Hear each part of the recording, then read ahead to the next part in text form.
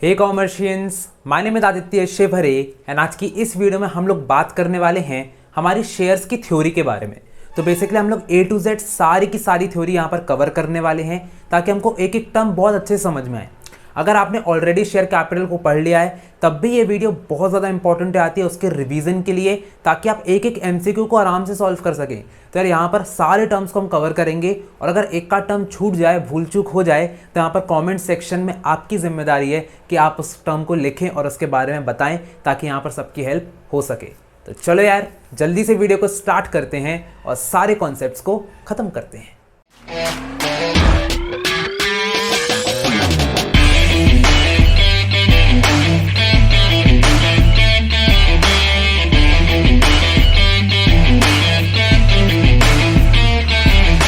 Accounting for share capital खुद में एक बहुत बड़ा टर्म है क्योंकि यहाँ पर बहुत सारी छोटी छोटी चीज़ें जाती हैं। तो अगर हम सबसे पहले स्टार्ट करते हैं तो आ जाता है हमारा कंपनी, कि बेसिकली कंपनी क्या होती है, कंपनी में बेसिकली कैसी होती है। तो चलो तो जल्दी समझने की कोशिश करते हैं। तो यहाँ पर सबसे पहले आता है आर्टिफिशियल पर्सन। तो कंपनी क्या है? एक आर्टिफिशियल पर्सन है। आर्टिफिशियल पर्सन होने का मतलब क्या है कि ये है बिल्कुल इंसान जैसी, बिल्कुल अपनी जैसी है, बस खा पी नहीं सकती है, इसका कोई खुद का कुछ फिजिकल एग्जिस्टेंस नहीं है, खुद से डिसीजन नहीं ले सकती, लेकिन इसको क्योंकि लॉ ने बनाया है, जैसे कि हम सबको भगवान ने बनाया है, तो हमारे यहाँ का जो सिस्टम है, लॉ है, जो हमारा सिस्टम है, वो क्या बोलता है कि यहाँ पर ये जो कंपनी है इसको मैं एक इंसान की तरह देखूंगा, यानी कि ये बंदा एक बिल्कुल अलग टाइप का है। मतलब समझ रहे हो? जैसे कि फॉर एग्जाम्पल आप यहाँ पर एक कंपनी ओपन कर रहे हो तो इसकी जो भी अकाउंटिंग होगी वो बिल्कुल अलग तरीके से होगी। इसके ऊपर चाहो तो आप क्या बोलते हैं, केस भी फाइल कर सकते हो, इसका अपने आप पे केस फाइल हो सकता है। इवन ये कंपनी दूसरी कंपनी पे भी केस फाइल कर सकती है, जैसे कि हम लोग करते हैं ना, किसी के ऊपर केस वेस जाके कर देते हैं, सिमिलरली ये भी कर सकती है। तो इसका खुद का एक एग्जिस्टेंस होता है। अब यहाँ पर नीचे क्या लिखा हुआ है कि it has a separate legal entity. Separate legal entity होने का मतलब क्या है कि जिसने इस कंपनी को बनाया है, फॉर एग्जाम्पल इसका नाम क्या है, ओयो नाम है, और इसको किसने बनाया है? रितेश अग्रवाल ने बनाया है। स्पेलिंग रितेश की थोड़ी गलत हो गई है, कोई बात नहीं, बड़े आदमी है, समझ जाएंगे, ठीक है। फिर रितेश अग्रवाल है। सो यहाँ पर ओयो ने बनाया है, तो यहाँ पर Ritesh Agarwal is different, OYO is different. तो ये कंपनी है जो कि डिफरेंट है, रितेश अग्रवाल डिफरेंट है। तो अगर अकाउंटिंग भी करेंगे तो इनके लिए अलग होगी, इनके लिए अलग होगी। अगर यहाँ पर रितेश अग्रवाल, चाहे तो हो सकता है कि शायद वो इंसॉल्वेंट हो जाए आगे जाकर के, वैसे तो ऐसा होगा नहीं कभी। इंसॉल्वेंट होने का मतलब हो जाता है कि यहाँ पर मतलब दिवालिया निकल गया, बहुत ज़्यादा लॉसेस में चले आए, तो उससे कंपनी को कोई फर्क नहीं पड़ता। अगर कंपनी लॉस में जा रही तो कंपनी ऑफ कोर्स ये बात है फर्क पड़ेगा, लेकिन जो उनको चला रहे हैं या फिर जितने भी लोग इससे जुड़े हैं का मतलब क्या है कि देखो हर कंपनी से बहुत सारे लोग जुड़े होते हैं। फॉर एग्जांपल इसके कुछ कस्टमर होंगे और इसके कुछ इन्वेस्टर भी होंगे जो कि इसमें इन्वेस्ट करके रखे हैं, जिनको हम एक्चुअली में शेयर होल्डर आकर जाकर के बोलेंगे। पर क्योंकि मैं धीरे धीरे करके स्टार्ट कर रहा हूं तो मैं अभी एकदम से सारा नहीं समझाऊंगा। तो यहाँ पर बस आपको समझना है कि यहाँ पर इन्वेस्टर नाम की चीज़ होती है जो कि इनसे जुड़े होते हैं। तो जो इन्वेस्टर्स है, जिनने इनमें इन्वेस्ट किया है, अगर उनको भी कुछ होता है तो इससे कंपनी को कोई फर्क नहीं पड़ता, कंपनी अपनी चलती रहेगी। तो आपने देखा होगा कि फॉर एग्जांपल बहुत सारी कंपनीज थी, जैसे कि जियो की कंपनी है, रिलायंस की कंपनी है। तो रिलायंस की कंपनी धीरू भाई अंबानी ने शुरू करी थी, आज वो हमारे बीच में नहीं है, लेकिन उनके जो बेटे हैं मुकेश अंबानी उसको चला रहे हैं, यानी कि कंपनी को कोई फर्क नहीं आया। ऐसा नहीं होता कि अगर ये मर गए तो कंपनी क्या बोलते वो भी मर जाएगी, ऐसा नहीं होता। आगे बढ़ते तो आ जाता है परपेचुअल सक्सेशन, यानी कि परपेचुअल सक्सेशन का मतलब हो जाता है, जो कि मैंने एक्चुअली में सेपरेट लीगल एंटिटी के साथ ही बता दिया। सेपरेट लीगल एंटिटी का मतलब क्या हो रहा था कि यहाँ पर रितेश अग्रवाल और ओयो अलग अलग है तो अकाउंटिंग अलग अलग करेंगे। परपेचुअल सक्सेशन का सेम ही मतलब होता है, सिमिलर ही मतलब होता है कि अगर रितेश अग्रवाल को कुछ भी हो जाता है तो उससे उनकी कंपनी पर कोई भी फर्क नहीं पड़ेगा, कंपनी अपनी वर्क करती रहेगी। तो भैया फिर कंपनी खत्म कब होगी? तो कंपनी तभी खत्म होती है जब यहाँ पर हम एक लिक्विडेशन की प्रोसेस करते हैं, डिसोल्यूशन करते हैं। जैसे कि तुमने पार्टनरशिप में डिसोल्यूशन किया था, तो यहां पर उसी को लिक्विडेशन नाम से कहा जाता है। यानी कि कंपनी बेसिकली जब तक बंद नहीं करोगे लॉ के थ्रू, जब तक कंपनी बंद नहीं होगी, चलती रहेगी। क्लियर है बात? आगे बढ़ते हैं। और यहां पर एक और वर्ड आया, that is common seal. Common seal का मतलब यहां पर हो जाता है कि यहां पर जैसे कि तुम एक सिग्नेचर अपने करते हो, वैसे ही कंपनी का भी खुद का एक सिग्नेचर होता है। तो खुद के साइन वो करती है, यानी कि साइन नहीं होता, बेसिकली एक सील होती है जो कि कंपनी के नाम की बनती है। और जिसकी फॉर एग्जांपल कोई भी शेयर होल्डर आता है, तो कोई भी शेयर होल्डर या फिर कोई भी बंदा इन्वेस्ट करता है कंपनी में, तो जितने भी डॉक्यूमेंट्स होते हैं, डॉक्यूमेंट्स में ये सील को लगाया जाता है ताकि वो कंपनी की बिल्कुल सील हो जाए, बिल्कुल कंपनी का टेस्टेड बिल्कुल कॉपी हो जाए। तो अभी जब तुम कोई भी बोर्ड्स के लिए या फिर सीयूईटी के लिए भरोगे ना दिल्ली यूनिवर्सिटी के लिए, तो वहाँ पर तुमसे बोला जाएगा सेल्फ अटेस्ट करो। तो वैसे ही तुमको अपने खुद के साइन करने होते हैं, वैसे ही कंपनी भी खुद के साइन कर रही होती है। तो ऐसे करके यहाँ पर इसकी डेफिनेशन जो है वो कंप्लीट हो जाती है। अब हम जब आगे बढ़ते हैं तो हमारे पास आ जाता है काइंड्स ऑफ कंपनी, यानी कि बेसिकली कंपनी कितने टाइप्स की होती है। तो यहाँ पर सबसे पहले जो कंपनी जाती है that is one person company, second जो जाती है दैट इज प्राइवेट कंपनी, और थर्ड आती है पब्लिक कंपनी। यानी कि इन तीनों में से टाइप की कंपनी होती हैं जो कि एक्चुअली में हमारे आमने सामने दिख रही होती हैं। ठीक है, अब यहाँ पर अगर तुमको इसको याद करना हो तो जो वन पर्सन कंपनी है दैट इज एक्चुअली यार सन्यासी। सन्यासी समझते हो? सन्यासी वो लोग होते हैं जो कि किसी से दोस्ती नहीं करते, सन्यासी, जो कि किसी से दोस्ती नहीं करते हैं, अपने आप में रहते, जंगल के बीच जाकर के तपस्या करते हैं, ये लोग वही हैं। प्राइवेट कंपनी वाले इंट्रोवर्ट होते हैं, ये सबसे जल्दी घुलते मिलते नहीं हैं। और जो पब्लिक कंपनी होती है दैट आर एक्सट्रोवर्ट्स, सबसे जाकर के बिल्कुल बड़ी हंसी खुशी से बात करते हैं। ठीक है, तो यहाँ पर तीनों का मैंने यहाँ पर जो एक्सप्लेनेशन है वो दे दिया है। अब इसी के बेसिस पे आप देखोगे बहुत ही ईजी हो जाएगा पढ़ना इसको। सबसे पहले बात करते हैं मेंबर्स की। तो देखो मेंबर जो होते हैं, अब क्योंकि वन पर्सन कंपनी है, सन्यासी है, तो एक ही मेंबर होगा वहां पर। तो यहाँ पर only one member is there. हाथ नहीं चल रहा, क्या कर सकते हैं, लेफ्ट हैंड से लिख करके देखते हैं। उसके बाद फिर आता है प्राइवेट कंपनी। तो जो प्राइवेट कंपनी होती है उसमें एक्चुअली में मिनिमम 2 लोग होते हैं और मैक्सिमम 200 हो पाते हैं। बापरे, लेफ्ट हैंड से कभी लिख नहीं पाते, कोई बात नहीं। पब्लिक कंपनी क्या हो जाती है, पब्लिक कंपनी में मिनिमम 7 लोग रहते हैं, मिनिमम 7 रहते हैं, और बाकी फिर अनलिमिटेड हो जाते हैं, unlimited. Okay. Then transfer of shares. Shares क्या ट्रांसफर होते हैं, तो ऑफ कोर्स ही बात है, वन पर्सन कंपनी में मतलब तुम सन्यासी हो तो तुम कैसे ही ट्रांसफर कर लोगे शेयर्स। तो यहाँ पर कोई भी शेयर जो है वो ट्रांसफर नहीं हो रहा है। प्राइवेट कंपनी में भी कोई शेयर ऐसे ट्रांसफर नहीं होता है, पर क्योंकि यहाँ पर आर्टिकल ऑफ एसोसिएशन आ जाता है तो उसके थ्रू यहाँ पर शेयर्स ट्रांसफर हो सकते हैं। वो आर्टिकल ऑफ एसोसिएशन पे डिपेंड करता है, तो एओए पे डिपेंड करता है। पर भैया ये आर्टिकल ऑफ एसोसिएशन क्या है, थोड़ी देर में बता रहा हूँ, अभी पॉइंट देख लो, थोड़ी देर में आगे आने वाला है। ठीक है, और यहाँ पर पब्लिक कंपनी में तो आराम से जो है ट्रांसफर ऑफ शेयर्स हो जाता है। ठीक है, मैं इसको थोड़ा सा मिटा देता हूँ ताकि यहाँ पर आपको दिक्कत ना जाए। इसको मिटा देते हैं। ओके, इसको मिटा देते हैं, डन। थोड़ा सा ठीक है, यहाँ पर अनलिमिटेड हो जाता है। ठीक है, डन। एओए और यहाँ पर भी जो है ट्रांसफर ऑफ शेयर आराम से हो सकता है। थर्ड आता है प्रोस्पेक्टस। प्रोस्पेक्टस का वर्ड मैं आपको बता ही चुका हूँ ऑलरेडी आपकी फाइनेंशियल मैनेजमेंट वाली वीडियो में, तो अगर वो नहीं देखी तो जाकर के देख लेना। प्रोस्पेक्टस का मतलब हो जाता है कि जिसमें सारे आपके जो भी इंफॉर्मेशन होती है कंपनी की वो लिखी होती है। ये एक तरीके का शादी, जैसे कि शादी में जाते हो तो कार्ड देते हो ना, वैसे ही प्रोस्पेक्टस जो है वो शेयर होल्डर्स के पास जाता है, जनरल पब्लिक के पास जाता है कि ये देखो ये मेरी कंपनी है जिसकी मैं हूँ और मैं आप लोग को शेयर्स देना चाहता हूँ, तो मैं आपको प्रोस्पेक्टस इशू करके पहले दूंगा। तो एक तरीके का पेपर दे दूंगा आप लोग को, उसमें मेरी पूरी इन्फॉर्मेशन लिखी रहेगी कि कंपनी का नाम क्या है, लोगो क्या है, यहाँ पर पुरानी जो पास्ट की इन्फॉर्मेशन क्या है, कितना प्रॉफिट कितना लॉस, हर चीज़ बताई जाएगी ताकि आपको समझ में आए कि मेरी कंपनी कैसी है, क्या वो प्रॉफिटेबल है कि वो नहीं है। तो अगर प्रॉफिटेबल होगी तो आप ऑफकोर्स ये बात है उसमें इन्वेस्ट करोगी। तो यहाँ पर प्रोस्पेक्टस कभी भी 1% कंपनी में होता ही नहीं, क्योंकि यहाँ पर हमें शेयर से कोई लेना देना ही नहीं है। प्राइवेट कंपनी में भी कभी इशू नहीं होता, क्योंकि वहाँ पर प्राइवेट पर्सन जो है वो कंपनी चला रहे हैं। और यहाँ पर आखिरी में आ जाता है हमारे पास दैट इज कि प्रोस्पेक्टस क्या पब्लिक कंपनी में आता है, ऑफकोर्स ही बात है आता है, तो यहाँ पर हम इसको टिक मार्क कर देंगे। Subscription of shares. Subscription of shares का मतलब क्या हो जाता है कि यहाँ पर शेयर्स के सब्सक्राइब हो रहे हैं, तो यहाँ पर सब्सक्रिप्शन ऑफ शेयर्स यहाँ तो बिल्कुल भी नहीं हो रहा है, यहाँ भी बिल्कुल नहीं हो रहा है, यहाँ पर लेकिन सब्सक्रिप्शन आ रहा है। यानी कि हम क्या करते हैं, जनरल पब्लिक को शेयर दे रहे हैं, उनसे पैसा ले रहे हैं। एक तरीके से देखा जाए तो दोस्ती कर रहे हैं। इस दोस्ती को हम आगे और अच्छे समझेंगे, लेकिन यहाँ पर सिंपली समझ लेते हैं कि अगर मैंने तुमको शेयर दिया, तुमने मुझे पैसा किया, तुमने मेरी कंपनी से क्या कर ली, दोस्ती कर ली। ठीक है, या फिर मुझसे दोस्ती कर ली। Okay, article of association. तो फाइनली आर्टिकल ऑफ एसोसिएशन यहाँ आ चुके हैं, यहाँ पर भी आए थे। आर्टिकल ऑफ एसोसिएशन क्या हो जाता है, एक तरीके की रूल बुक हो जाती है। रूल बुक मतलब कि जहां पर तुम बहुत सारी इंफॉर्मेशन लिखते हो about the company. For example यहां पर तुमने कुछ रूल्स बनाए कि नंबर ऑफ डायरेक्टर्स कितने होंगे, तुमने यहाँ पर लिख दिया कि कितने तुम शेयर्स इशू करोगे, कॉल इन अरियर्स कितना होगा, हर चीज़ जो आर्टिकल ऑफ एसोसिएशन है उसमें बहुत सारी चीज़ें लिखी जाती हैं, रूल्स बनाए जाते हैं बेसिकली।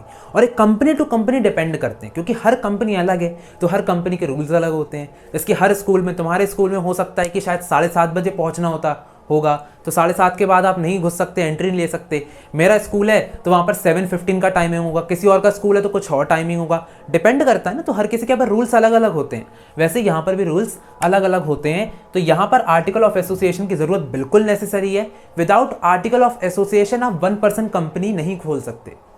यहाँ पर भी सेम चीज़ है, आर्टिकल ऑफ एसोसिएशन के साथ पूरा कंप्लाई करना पड़ता है, हर चीज़ लिखना पड़ता है। यहाँ पर एक ऑप्शन रहता है, यहाँ पर क्योंकि ये पब्लिक कंपनी है तो यहाँ पर एक टेबल एफ होती है, टेबल एफ, इसके बीच में और आर्टिकल ऑफ एसोसिएशन के बीच में एक चॉइस मिल जाती है कि या तो आप टेबल एफ जो कि कंपनीज एक्ट 2013 के अंदर आती है उसको आप यूज कर सकते हो, या फिर आर्टिकल ऑफ एसोसिएशन को ले सकते हो। तो ये डिपेंड करता है कंपनी कौन सा उठाती है। वैसे ज्यादातर कंपनी फिर टेबल एफ की तरफ ही जाती है, ऐसा देखा गया है। Next is directors. कितने डायरेक्टर्स होने चाहिए? तो यहाँ पर एक डायरेक्टर होता है, 2 डायरेक्टर होता है, यहाँ पर मिनिमम 3 डायरेक्टर होते हैं। मैक्सिमम की बात करें तो सब में 15, ये 15 है, ये 15 लिखते नहीं बन रहा है, कोई बात नहीं। तो ये 15 डायरेक्टर्स मेनली हो जाती हैं, ठीक है। तो मैक्सिमम और मिनिमम दोनों बता दिया। Allotment of shares, allotment of shares कैसा होता है? तो क्या अलॉटमेंट ऑफ शेयर्स यहाँ पर होता है? बिल्कुल नहीं होता। क्या अलॉटमेंट ऑफ शेयर्स यहाँ पे हो सकता है? तो ये डायरेक्टर्स डिसाइड करते हैं, ठीक है। डायरेक्टर्स पे डिपेंड करता है कि अलॉटमेंट करना है कि नहीं करना है। और यहाँ पर तो भाई होता ही होता है, यहाँ पर सब चीज़ होती है, ठीक है, सब कुछ हो रहा है। पब्लिक डिपॉजिट, पब्लिक से क्या आप पैसा ले सकते हो? पब्लिक डिपॉजिट मतलब क्या? पब्लिक से आप डिपॉजिट ले रहे हो, पैसा ले रहे हो। तो क्या आप 1% कंपनी में ले सकते हो? नहीं ले सकते, बिल्कुल नहीं, क्योंकि अगर आप पैसा लेते हो तो फिर आप पब्लिक कंपनी बन जाओगे, फिर आपको इसकी तरह करना पड़ेगा। प्राइवेट में भी नहीं ले सकते, अगर लोगे तो पब्लिक कंपनी बन जाओगे, और पब्लिक कंपनी में तो पैसा ले ही रहे हैं तभी तो उसको पब्लिक कंपनी बोला जा रहा है। नेम, अब अगर आप किसी भी कंपनी को देखते हो तो आपको पता कैसे चलेगा भाई कि वो 1% कंपनी है, प्राइवेट है कि पब्लिक है? तो याद रखना हमेशा जो 1% कंपनी है उसमें ओपीसी लिखा रहता है, का नाम के बाद ओपीसी लिखा रहता है। प्राइवेट कंपनी में प्राइवेट लिमिटेड लिखा रहता है, ऐसा पीवीटी लिमिटेड, ये तो तुमने भाई जरूर देखा होगा। और यहां पर पब्लिक कंपनी जो होती है उसमें सिर्फ और सिर्फ लिमिटेड होता है, प्राइवेट नहीं होता, सिर्फ लिमिटेड होता है। और ऐसे करके यहां पर पूरा का पूरा डिफरेंशिएशन हम देख लेते हैं। तो इसी के साथ चलो आगे बढ़ते हैं।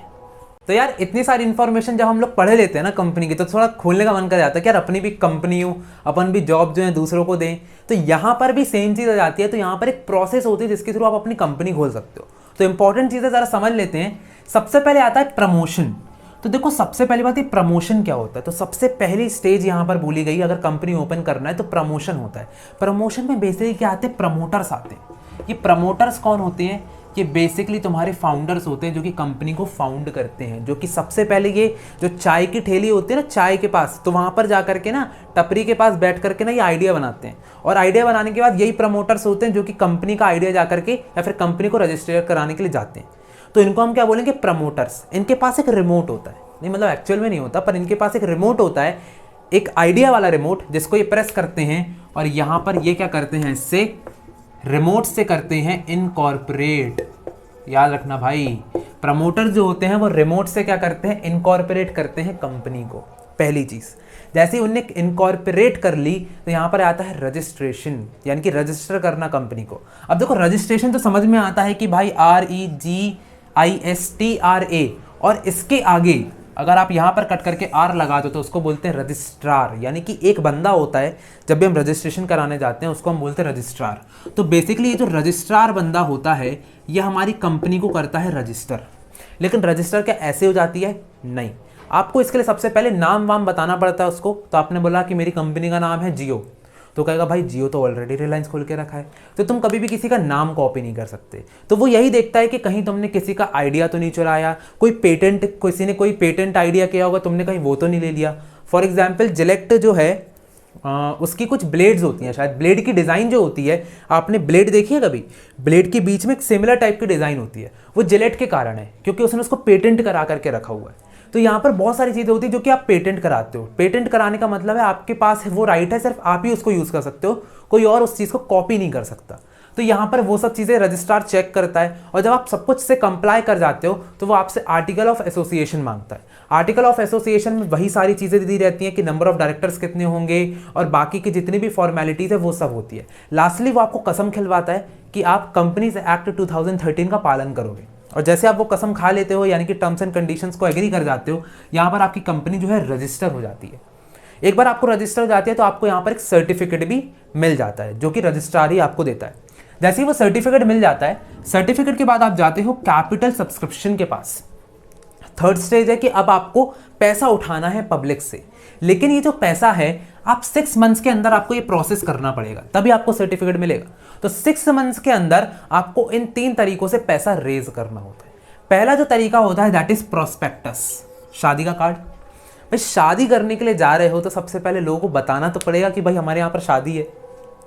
सिमिलरली अगर आप शेयर्स इशू कर रहे हो तो शेयर्स इशू करने के पहले आप लोग को लोगों को बताना पड़ेगा कि भाई हमारी कंपनी नहीं खुल गई है, क्योंकि अभी भी खुली है, तो आपको एडवर्टीजमेंट करना पड़ेगा। तो एडवर्टीजमेंट करने के लिए आपको यहाँ पर क्या करना पड़ेगा, एक पर्चा बनाना पड़ेगा। इसको तुम बोल सकते हो नोटिस, इसको आप बोल सकते हो सर्कुलर, इसको आप बोल सकते हो एडवर्टीजमेंट। ये न्यूज़पेपर में दी जाती है, ये ऑनलाइन दी जाती है, ये ब्रोकर्स के थ्रू दी जाती है कि भाई हमारे यहाँ पर शेयर्स बिक रहे हैं, जाकर बंटवा दो। तो यहाँ पर क्या होता है, लोग जा कर के लोगों के पास इंफॉर्मेशन पहुँचती है और उस प्रॉस्पेक्टस में कंपनी की पूरी फाइनेंशियल इंफॉर्मेशन लिखी रहती है कि कंपनी के आगे के गोल प्लान्स क्या हैं, उसका आइडिया क्या है, किस प्रॉब्लम को वो सॉल्व करने वाली है। एवरीथिंग इज रिटन देयर, कौन CEO है, हर चीज़। तो यहाँ पर लोग जो हैं वो थोड़े से लालच में जाते हैं कि हाँ भाई कंपनी तो अच्छी है, क्यों ना मैं इसमें इन्वेस्ट करूँ, क्यों ना मैं इसमें निवेश करूँ, निवेश वर्ड होता है हिंदी वाला, ठीक है, तो इन्वेस्ट करूँ। तो यहाँ पर इन्वेस्टमेंट करने के लिए लोग रेडी हो जाते हैं। एक बार इन्वेस्टमेंट करने के लिए रेडी हो गए तो यहाँ पर एक मिनिमम सब्सक्रिप्शन नाम की चीज़ आ जाती है। अब मिनिमम सब्सक्रिप्शन का मतलब क्या होता है, फॉर एग्जाम्पल आपने 100 लोगों के पास गए और 100 लोगों से बोला कि यार मतलब जैसे कि आपका टोटल कैपिटल था, नहीं थोड़ा सा ये कंफ्यूजिंग हो रहा है। मिनिमम सब्सक्रिप्शन ऐसे है कि फॉर एग्जांपल आपने 100 लोगों से बोला कि मेरे घर पे खाना खाने के लिए आ जाना, शादी है, ठीक है, ऐसे ही समझते हैं, मेरे घर पे खाना खाने के लिए जाना, मेरे घर पे शादी है।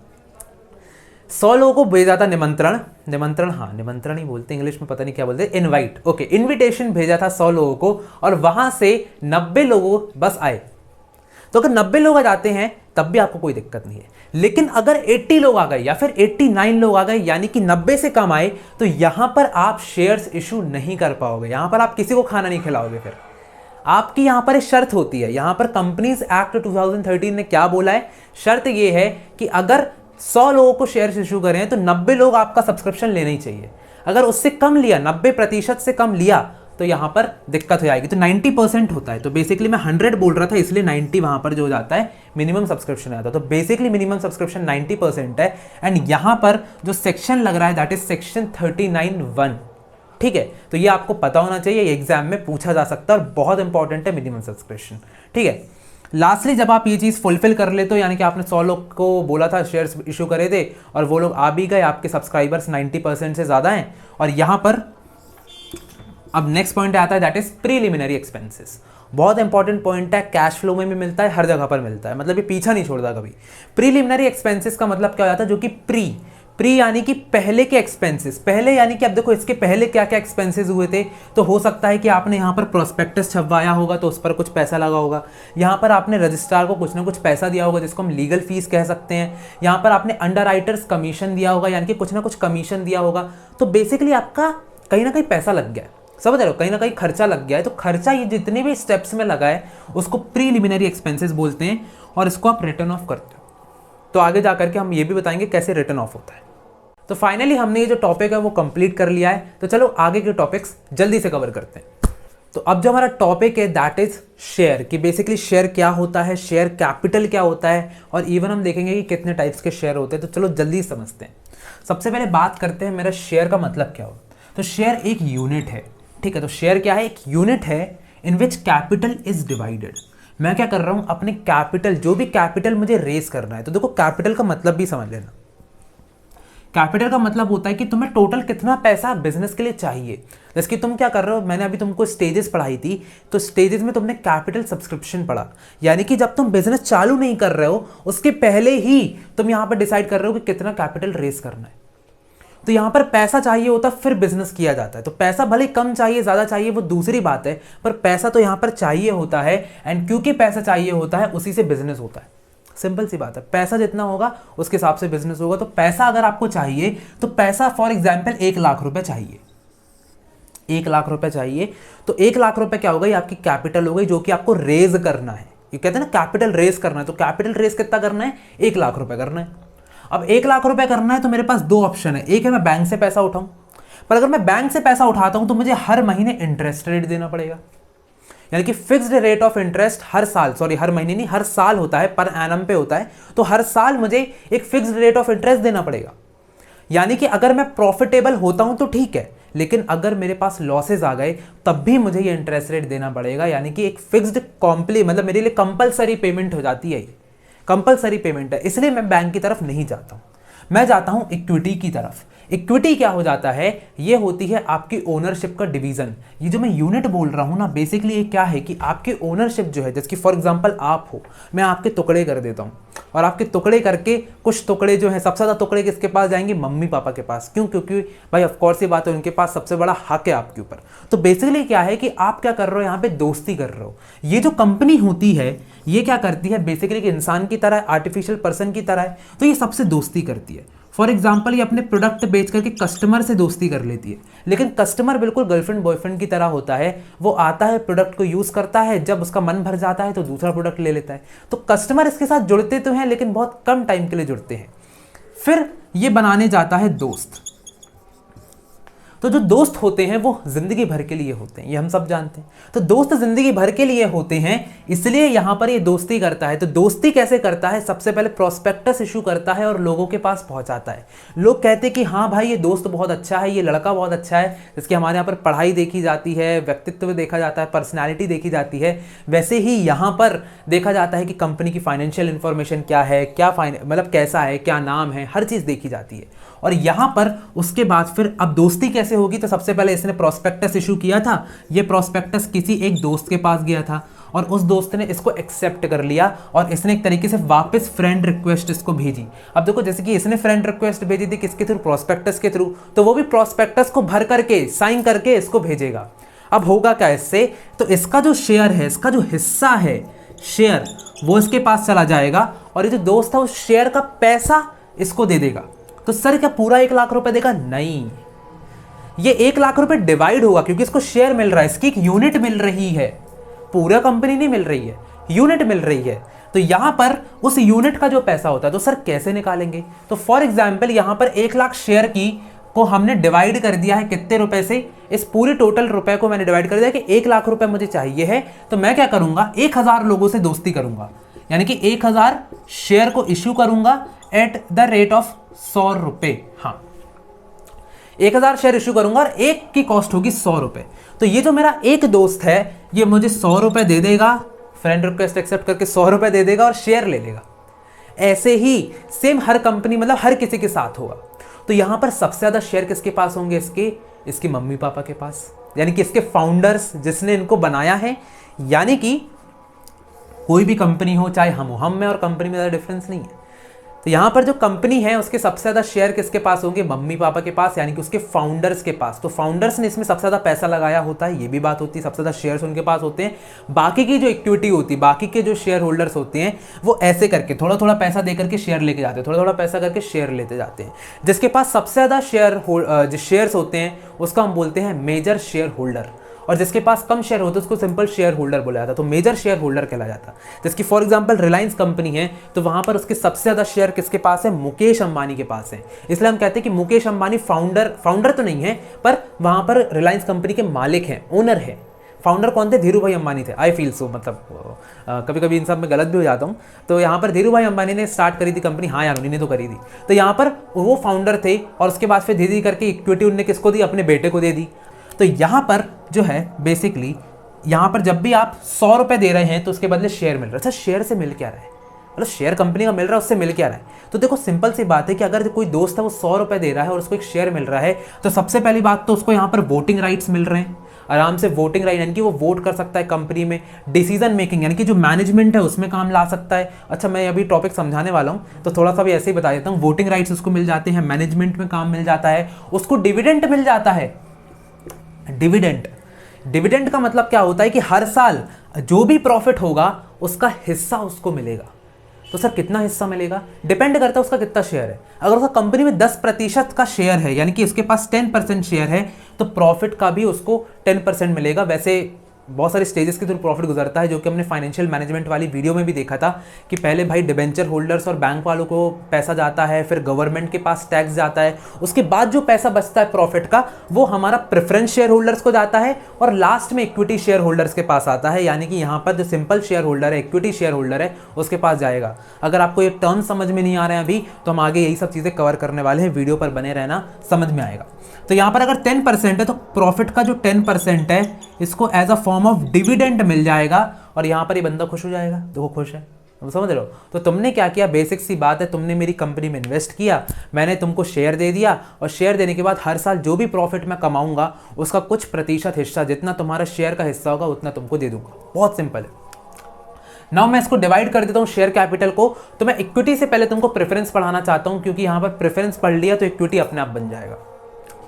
प्रेफरेंस शेयर होल्डर जो हो जाते हैं वहां पर इनके पास 2 स्पेशल राइट्स होते हैं।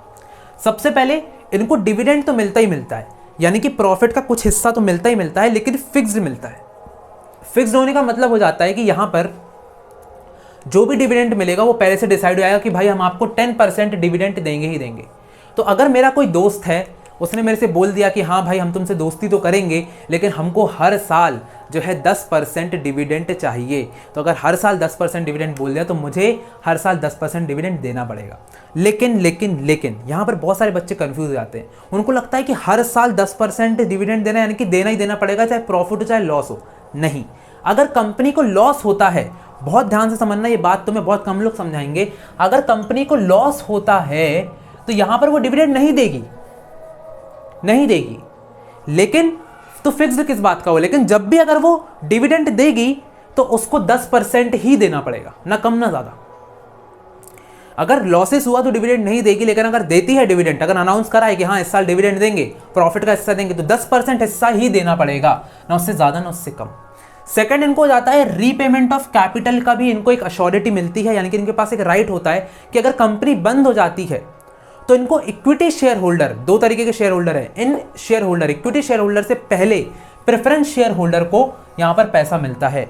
और इस राइट को हम क्या कहते हैं, इसको हम प्रेफरेंशियल राइट बोलते हैं। इनके पास एक प्रेफरेंशियल राइट होता है, सिंपल सी बात है। और यहां पर ये 2 चीजें जो हैं कवर आउट हो जाती हैं।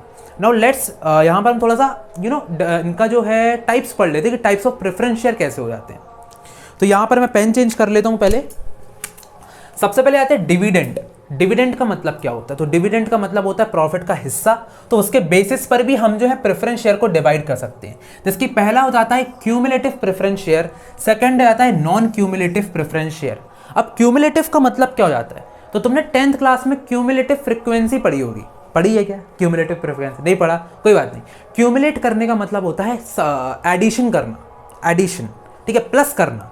तो फॉर एग्जाम्पल यहां पर समझा देता हूं, क्यूमुलेटिव का मतलब क्या हो जाता है कि फॉर एग्जाम्पल तुमको साल के, रुक जाओ यार जरा, बोया का माइक जो है ना ऐसा, ये देखो ये ऐसा होता है ये यहां पर 15,000 तुम्हारा फर्स्ट ईयर का प्रॉफिट है, जो कि तुमको डिवाइड करना है। कि फर्स्ट ईयर का प्रॉफिट नहीं, फर्स्ट ईयर का डिविडेंड है, समझ लो। ये तुमको प्रेफरेंस शेयर होल्डर को देना था पहला 15,000 का, तो 15,000 पहले साल का डिविडेंड हुआ, सेकंड साल का डिविडेंड भी 15,000 हुआ, थर्ड साल का डिविडेंड भी 15,000 हुआ।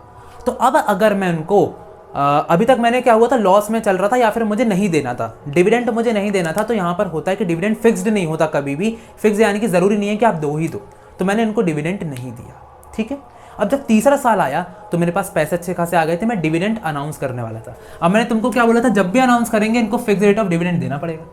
तो यहाँ पर जो क्यूमुलेटिव प्रेफरेंस शेयर्स होते हैं उसमें क्या होता है कि डिविडेंड तो हम देते हैं, लेकिन पिछले का पूरा डिविडेंड सबसे पहले देते हैं। यानी कि सबसे पहले मैं इनको 45,000 की पेमेंट करूंगा, उसके बाद अगर प्रॉफिट बचता है तो इनको दूंगा, जो कि हमारे इक्विटी शेयर होल्डर है। इनके साथ हमेशा नाइंसाफी होती है, तो इनको हमेशा लास्ट में पैसा मिलता है, ठीक है। पहले किसको मिलेगा, प्रेफरेंस शेयर होल्डर को मिलेगा। तो क्यूमुलेट होकर के मिलेगा, जितने साल का मैंने नहीं दिया था, जितना भी अरियर्स था डिविडेंड का, इसको हम क्या बोलते हैं, arrears of dividend. Arrears word का मतलब होता है आउटस्टैंडिंग, जो कि मैंने यहां पर भी लिखा हुआ है। अरियर्स का मतलब क्या होता है, आउटस्टैंडिंग। यानी कि मैं आउटस्टैंडिंग डिविडेंड जो है, जो मेरा बकाया डिविडेंड है, वो मैं सब कुछ यहां पर पे ऑफ करूंगा क्यूमुलेटिव शेयर होल्डर्स को, sorry cumulative preference share holders को। नॉन क्यूमुलेटिव का मतलब क्या है कि अगर पिछले साल का कोई बकाया डिविडेंड है तो वो इनको नहीं मिलेगा, ठीक है। तो यहाँ पर इनको बोलेंगे हम non cumulative preference share holders. यहाँ पर इनको पुराना नहीं मिलता, यानी कि अगर मैं इनको तीसरे साल पेमेंट कर रहा हूँ तो मैं इनको सिर्फ तीसरे साल का 15,000 रुपये दे दूंगा, पिछले 2 साल का पैसा जो कि आउटस्टैंडिंग था वो नहीं देने वाला हूँ। क्लियर है बात? आगे बढ़ते हैं। सरप्लस प्रॉफिट, मैं थोड़ा सा कट रहा हूँ यहाँ पर, कोई बात नहीं, लेकिन तुम लोग को दिख रहा होगा, दिखना ज़्यादा इंपॉर्टेंट है। Surplus profit that is participating and non participating. Surplus profit का मतलब क्या हो जाता है? सरप्लस प्रॉफिट का मतलब होता है कि फॉर एग्जांपल मेरे पास प्रॉफिट आया था, उसका कुछ हिस्सा as a form of dividend मैंने किसको दिया? प्रेफरेंस शेयर होल्डर को दे दिया। उसके बाद जो बचा कुचा था वो मैंने इक्विटी शेयर होल्डर को दे दिया, लेकिन इसके बाद भी मेरे पास कुछ पैसा बच जाता है, तो उस पर किसका हक होगा? उसको हम क्या बोलेंगे? बेसिकली सरप्लस प्रॉफिट, यानी कि प्रॉफिट बांटने के बाद भी कुछ प्रॉफिट बचा है, तो उस पर किसका हक होगा? पार्टिसिपेटिंग प्रेफरेंस शेयर होल्डर्स का हक होगा, क्योंकि वो पार्टिसिपेट कर रहे हैं, ठीक है, तो वो उनका हक होता है। तो अगर कुछ बच जाता तो वो भी जो प्रेफरेंस शेयर होल्डर है उनमें बढ़ जाता है, तो बड़ा वो चीज़ रहती है। और अगर नॉन पार्टिसिपेटिंग की बात करूँ तो इन पे नहीं बढ़ता, यानी कि इनका कोई हक नहीं होता सरप्लस प्रॉफिट के ऊपर। तो ये कैटेगरी है बेसिकली इन दोनों में, ठीक है। कन्वर्टिबिलिटी, अगर मैं कन्वर्टिबिलिटी की बात करूं तो यहाँ पर क्या जो हमारे शेयर होल्डर्स हैं, जो प्रेफरेंस शेयर होल्डर्स हैं, क्या वो इक्विटी शेयर होल्डर्स में कन्वर्ट हो सकते हैं? तो यहाँ पर आंसर है यस। अगर कन्वर्टेबल प्रेफरेंस शेयर्स हैं तो यहाँ पर वो इक्विटी शेयर्स में कन्वर्ट हो सकते हैं, अगर नॉन कन्वर्टेबल है तो कन्वर्ट नहीं हो सकते। तो ये इक्विटी की बात चल रही है बेसिकली। रिडम्पशन, रिडम्पशन का मतलब है कि क्या यहाँ पर जो कैपिटल है वो वापस आ सकता है, यानी कि क्या हो जाता है कि जब हम कैपिटल लगा रहे होते तो उसको इन्वेस्टमेंट बोलते हैं, लेकिन जब हम कैपिटल को ख़त्म कर रहे होते हैं, यानी कि फॉर एग्जांपल मैंने यहाँ पर जो दोस्त से 100 रुपये लिए थे, अगर मैं उसको वापस कर दूँ तो उसको मैं बोलूँगा रिडम्पशन, ठीक है, रिडम्पशन ऑफ प्रेफरेंस शेयर। तो जब भी मैं पैसे ले रहा हूँ और इक्विटी शेयर्स को या फिर शेयर्स को इशू कर रहा हूँ तो that is issue of preference shares, या फिर शेयर्स कुछ भी हो, इशू ऑफ प्रेफरेंस शेयर्स। और जब भी मैं प्रेफरेंस शेयर्स को वापस अपने पास ले रहा हूं और पैसा वापस कर रहा हूं, रीपेमेंट कर रहा हूं, तो यहां पर मैं क्या बोलूंगा? That is called as redemption of preference shares. Equity share में दूसरा होता है, अभी बताऊंगा। Redeemable, non redeemable. तो रिडीमेबल का मतलब क्या है? जो कि कंपनी के खत्म होने से पहले, वाइंड अप होने से पहले, winding up of the company से पहले ही यहां पर हम उनको वापस कर देते हैं पैसा वापस करके अपने जो शेयर्स है वो वापस ले लेते हैं, प्रेफरेंस शेयर्स। और यहाँ पर नॉन रिडीमेबल मतलब यानी कि जब तक कंपनी बंद नहीं हो जाती तब तक इनका पैसा हमारे पास रहेगा, हमको उनको वापस नहीं करना, तो कोई दिक्कत नहीं है, हमारे पास रखा रहेगा ये पैसा, ठीक है इनका। तो जब कंपनी बंद होगी तो हम इनको रीपेमेंट करेंगे। अच्छा, रीपेमेंट कब करेंगे? रीपेमेंट इनकी पहले करेंगे कैपिटल की, इक्विटी शेयर की बाद में करेंगे, क्योंकि इनके पास क्या था? एक राइट था कि पहले हमको पेमेंट चाहिए, फिर इनके बाद इनको पेमेंट करना, यानी कि इनकी कैपिटल, देखो कैपिटल पे डिविडेंड मिलता है, तो इनने जो पैसा लगाया था वो तो इनको वापस मिलेगा ही मिलेगा, साथ ही साथ इनको एक फिक्स्ड रेट ऑफ पैसा यानी कि डिविडेंड, आमदनी हर महीने की फिक्स्ड मिलती रहेगी। क्लियर है बात? चलो इक्विटी शेयर्स पे चलते हैं। तो जैसा कि मैंने बोला था कि अगर तुमको प्रेफरेंस शेयर समझ में आ गए हैं तो इक्विटी शेयर्स तुम्हारे लिए कोई बड़ी बात नहीं है। इक्विटी शेयर्स का मतलब क्या हो जाता है? ऐसे शेयर्स जो कि प्रेफरेंस शेयर्स नहीं होते। सर ये क्या बात बोल रहे हो, मतलब क्या है ये? तो बेटा तुम्हारी बुक में यही लिखा हुआ है। तो ठीक है, तो इक्विटी शेयर जनरली क्या हो जाते हैं? जहां पर आपको मतलब बिल्कुल नॉर्मल तरीके के शेयर्स होते हैं, यहाँ पर जो डिविडेंड होता है वो फिक्स नहीं होता है, जिसके यहाँ पर फिक्स था तो फिक्स नहीं होता है, यहाँ पर रीपेमेंट ऑफ कैपिटल होता है, यहाँ पर नहीं होता, यहाँ पर बहुत ही लास्ट में रीपेमेंट करी जाती है। समझ में आ रहा है? यानी कि सबको पैसा देने के बाद पहले डिबेंचर होल्डर को पैसा दिया जाता है, उसके बाद फिर गवर्नमेंट को पैसा दिया जाता है, फिर प्रेफरेंस शेयर होल्डर को पैसा दिया जाता है और लास्ट में इक्विटी शेयर होल्डर को दिया जाता है। तो सर ऐसी नाइंसाफी क्यों, तुम पूछोगे? क्योंकि बेटा ये मम्मी पापा हैं, ये भी दोस्त हैं, ये भी दोस्त है। तुम्हारे सबसे अच्छे दोस्त कौन होते हैं? मम्मी पापा भी होते हैं। तो मम्मी पापा तुम्हारे बहुत अच्छे दोस्त होते हैं। तो क्या होता है कि अगर कभी तुम्हारे पास सैलरी आई, सैलरी मतलब क्या? प्रॉफिट आया, तो सबसे पहले तुम किस पर उड़ाते हो? अपने दोस्तों पे खर्चा करते हो, अपनी गर्लफ्रेंड्स पे खर्चा करते हो, अपने अगर लड़कियां हैं तो बॉयफ्रेंड्स पे खर्चा करते हो। लेकिन यहाँ पर ये जो है मम्मी पापा, इनके ऊपर लास्ट पे ला करके खर्चा करते हो। मम्मी पापा बहुत अच्छे होते हैं। तो वैसे इक्विटी शेयर होल्डर बहुत अच्छे होते हैं, उनको लास्ट में पैसा चाहिए होता है, जब सबकी पेमेंट कर दो तब हमारे पास आओ, इसलिए इनको ओनर्स ऑफ द कंपनी कहा जाता है कि ये मालिक हैं कंपनी के। ठीक है, तो अगर तुम किसी भी कंपनी का शेयर ले रहे हो और अगर इक्विटी शेयर ले रहे हो तो तुम उस कंपनी के मालिक हुए, लास्ट में तुमको सब चीज़ें मिलती हैं। तो यहाँ पर लेकिन इनको एक बहुत बड़ा फायदा होता है कि यहाँ पर ये इनके रिस्क का रिवॉर्ड होता है इनके ऊपर। वो तुमने सुना ना, profit is the reward for risk taking. समझ में आ रहा है? इसका मतलब क्या है कि ये जो सबसे ज़्यादा रिस्क भी लेते हैं और सबसे ज़्यादा प्रॉफिट भी मिलता है। देखो, अगर 100 करोड़ का प्रॉफिट होता है तब भी इनको एक फिक्स रेट मिलेगा, जिसके यहाँ पर मैंने 10% बोला, तो अगर 100 करोड़ हुआ तब भी इनको उसका 10% मिलेगा। लेकिन यहाँ पर अगर 100 करोड़ होता है तो पूरा का पूरा इनको मिलेगा। पूरा का पूरा नहीं, मतलब सबको जब बट जाएगा उसके बाद इनको पूरा का पूरा मिलेगा। इनको कोई फिक्स्ड रेट पे पैसा नहीं मिलता, इनको जितना होता है उसके हिसाब से मिलता है। तो प्रॉफिट ज़्यादा होगा तो इनको ज़्यादा प्रॉफिट मिलेगा, प्रॉफिट लॉस ज़्यादा होगा तो ज़्यादा लॉस भी इनको मिलेगा। तो भैया ये वैसे लोग होते हैं, ठीक है। डिविडेंड यहाँ पर कोई भी फिक्स्ड रेट का नहीं होता। डिविडेंड जो होता है बिल्कुल ही सिंपल, इनको नॉर्मली मिलता है। राइट टू डिविडेंड बिल्कुल है, हमेशा डिविडेंड मिलेगा। अगर कोई डिविडेंड नहीं भी देते, जिसके अरियर्स ऑफ डिविडेंड है, तो अगर आपको लॉस हो जाता है तो आप इनको डिविडेंड नहीं दोगे, लेकिन जब आपको प्रॉफिट होगा तब आप इनको डिविडेंड दोगे। वो बात अलग है कि पहले आप इनको क्यूमुलेटिव वालों को दोगे जो इनका बचा हुआ था, लेकिन उसके बाद इक्विटी शेयर होल्डर्स को आप डिविडेंड जरूर दोगे। रिडम्पशन यानी कि यहाँ पर देखो रिडम्पशन नहीं होता। यहाँ पर मैंने क्या बोला था कि अगर आप शेयर्स वापस लेकर के पैसा वापस कर देते हो, शेयर्स लिया पैसा दिया, उसको रिडम्पशन बोलते हैं। यहाँ पर उसको बायबैक बोलते हैं, buyback of equity shares. Please note down these terms, बहुत इंपॉर्टेंट है, कैश फ्लो में भी काम आएगा। बायबैक ऑफ इक्विटी शेयर लिख देना, रिडम्पशन ऑफ इक्विटी शेयर मत लिख देना, गलत होता है वो। Voting rights equity share holder के पास बहुत ज्यादा होते हैं, इनके मुकाबले इनके पास बहुत कम होते हैं, सिचुएशनल वाइज होते हैं, इनके पास हर जगह के वोटिंग राइट्स हैं। रीपेमेंट पहले डिबेंचर होल्डर की जाती है, फिर जो तुम्हारा रीपेमेंट करते पहले डिबेंचर होल्डर की, उसके बाद प्रेफरेंस शेयर होल्डर की, और उसके बाद फिर इक्विटी शेयर होल्डर की पेमेंट होती है। तो रीपेमेंट याद रखना कैसे होती है, पहले डिबेंचर, फिर प्रेफरेंस शेयर होल्डर, फिर ई, तो DPE यहां पर होता है। मैनेजमेंट सिंपल सी बात है, मैनेजमेंट जो है यहाँ के राइट्स, इनके मैनेजमेंट में घुसने के राइट्स, डिसीजन मेकिंग के राइट्स भी यहाँ पर इक्विटी शेयर होल्डर के पास ज़्यादा होते हैं, प्रेफरेंस शेयर होल्डर के पास कम होते हैं। तो इसी के साथ हमने ये टॉपिक भी जो है वो कंप्लीट कर लिया है। एक बार जब हम लोग समझ जाते हैं कि इक्विटी और प्रेफरेंस में क्या डिफरेंस होता है, अब हमको समझना है कि शेयर कैपिटल में क्या डिफरेंस होता है। तो बेसिकली देखो, जो शेयर कैपिटल होता है उसको मैं 3 तरीके से डिवाइड कर सकता हूँ। सबसे पहले आता है ऑथराइज्ड कैपिटल। ऑथराइज कैपिटल का यहाँ पे मतलब क्या है? ऑथराइज कैपिटल का मतलब है कि तुमको टोटल या फिर जो मैक्सिमम कितना कैपिटल तुम रेज करना चाहते हो कंपनी की पूरी लाइफ टाइम के लिए। यानी कि तुम क्या करोगे, जब भी तुम शेयर कैपिटल में घुसते हो, कैपिटल सब्सक्रिप्शन में जाते हो, तो तुम अपनी मेमोरेंडम ऑफ एसोसिएशन MOA, ये भी भैया आर्टिकल ऑफ एसोसिएशन का भाई है, ये भी मेमोरेंडम ऑफ एसोसिएशन में आप बता रहे होते हो कि आपका ऑथराइज कैपिटल टोटल कितना होगा, यानी कि आप मैक्सिमम कितना अमाउंट रेज करने वाले हो। फॉर एग्जाम्पल आपने बोला कि मैं अपनी पूरी life time of the company में फॉर एग्जाम्पल 1 करोड़ रुपए जो है रेज करूंगा। आप ऐसा बोल सकते हो। इस 1 करोड़ का आप कैसे लिखोगे? अब देखो, आपको 1 करोड़ रुपए तो चाहिए है पूरी जिंदगी भर के लिए। आप क्या बोल रहे हैं, ऑथराइज कैपिटल मेरा कितना रहेगा, 1 करोड़ रहेगा। मैक्सिमम इतना अमाउंट मेरे को रेस करना है। रेस करने का मतलब क्या, इतना पैसा मार्केट से उठाना है, पब्लिक से लेना है। तो आप लोगे कैसे? इसके लिए आपको उसको डिवाइड करना पड़ेगा शेयर्स में। अब शेयर्स में कैसे डिवाइड करोगे? फॉर एग्जाम्पल आपने बोला 1 लाख शेयर्स मैं 100 रुपए के हिसाब से लूंगा।